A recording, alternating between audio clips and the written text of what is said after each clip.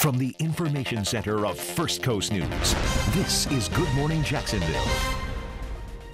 We're live at JSO. Why the budget battle still not over this morning. What the sheriff says needs to happen now to prevent layoffs. And how the budget could impact your health here in Duval County. Also, recall alert, what could be in your refrigerator this morning and the potential dangers some believe it could pose to your health today, Wednesday, September 28th, 2011.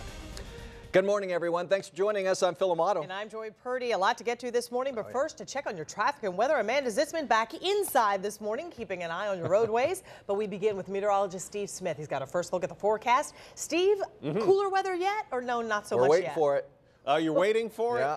Oh, you won't have to wait long. You won't have to wait long. Good morning, everyone.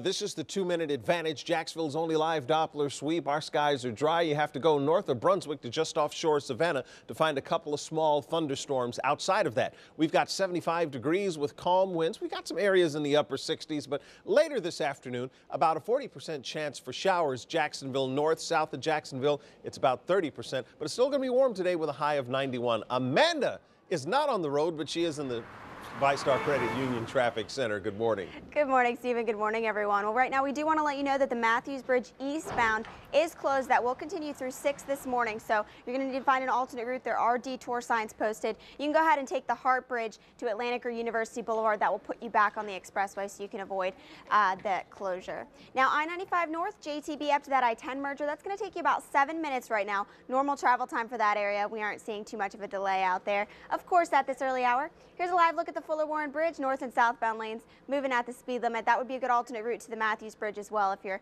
trying to avoid the Hart in case it gets picked up at this hour.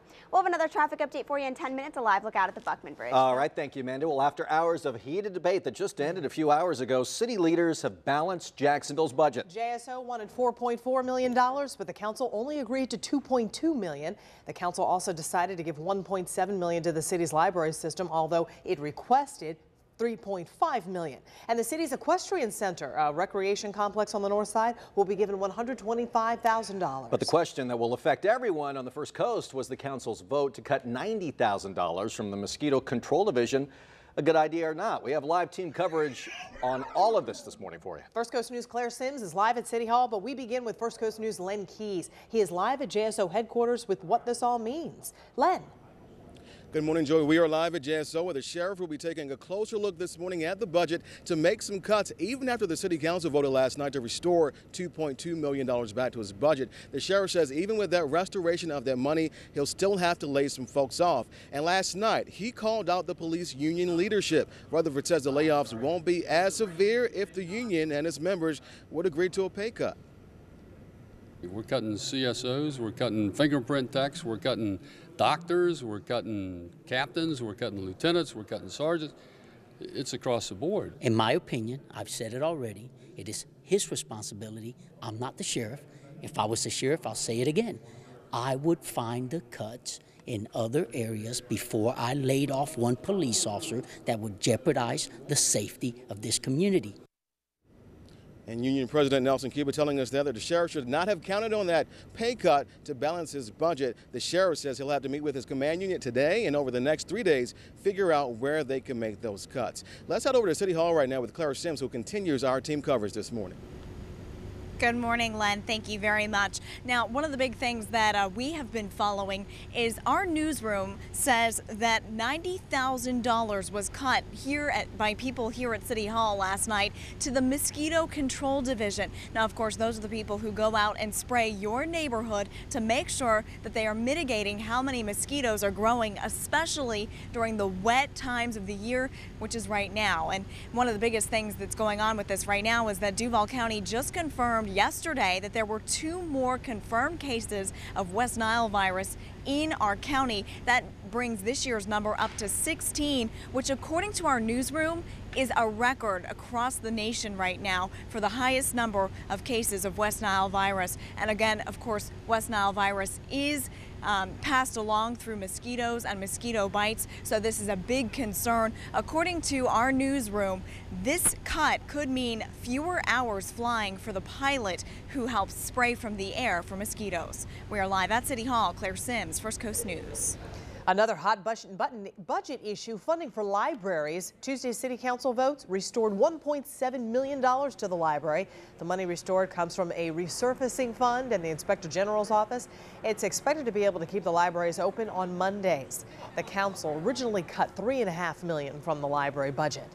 Another hot topic, the Equestrian Center. In a 16-3 vote overnight, the council approved the center $125,000. The approval of those funds allows the Equestrian Center to continue operating for just the next 6 months. Now, coming up at 6:45 this morning, Mayor Alvin Brown will be live in our studio. He'll be discussing your questions on the city budget cuts. And there's still time, too, to send us your questions so we can ask them, maybe your particular topic. Just leave us a comment on the First Coast News Facebook page. Also making news, a study from the University of Florida finds Floridians are paying higher electric rates than surrounding states, at least 10% higher. The reason? We use more natural gas, and that's expensive compared to coal and nuclear power. The study was commissioned by the Public Service Commission. JEA's website shows a comparison of its prices to other utilities.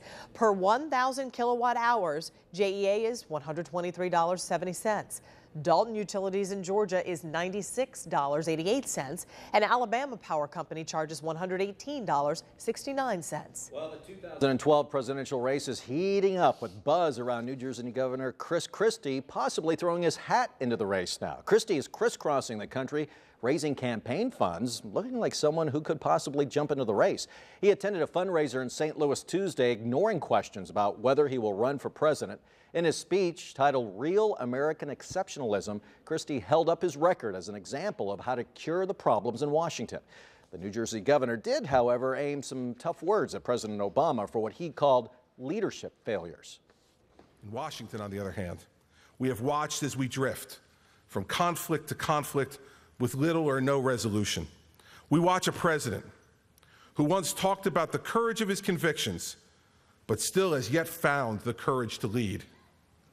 We watch a Congress at war with itself because they're unwilling to leave campaign-style politics at the Capitol's door. Christie went on to say he was flattered by suggestions he should run, but added, quote, reason has come to reside inside me.